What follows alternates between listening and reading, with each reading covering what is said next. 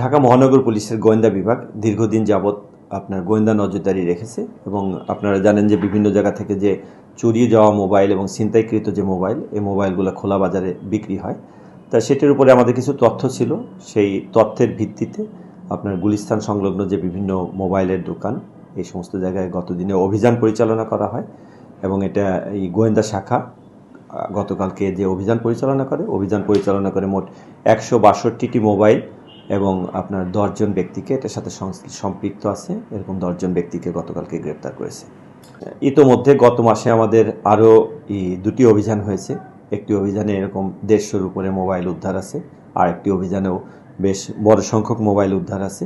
তো আমরা এটার উপরে বেশ জোরে সোরেই কাজ করছি এবং এই তথ্যের ভিত্তিতে আমাদের যে অভিযান, সেই অভিযান আমরা চলমান রেখেছি।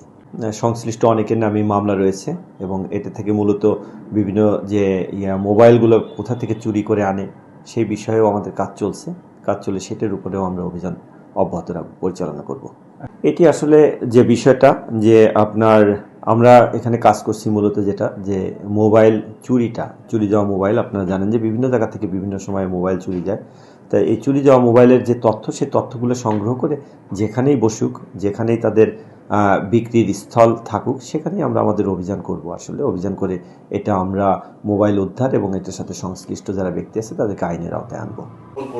আপনারা জানেন যে আমাদের সাইবার ইউনিট আছে এবং এই ধরনের সাইবার রিলেটেড যে ক্রাইমগুলা, সেই ক্রাইম সংক্রান্ত বিভিন্ন অভিযোগ আমরা বিভিন্ন সময় পাই এবং সেটার উপরে আমরা প্রযুক্তিগত যে বিশ্লেষণ আছে, অর্থাৎ সেই মোবাইলগুলোর যে ফরেনসিক করা, সেই ফরেনসিক করে সেটার সাথে সংশ্লিষ্ট যারা চক্র এই ধরনের যে এই উপকরণগুলো ব্যবহার করে পরবর্তীতে যে অপরাধ সংগঠন করে, সেটা শনাক্তকরণ করে আমরা সেটা প্রয়োজনীয় ব্যবস্থা নিই।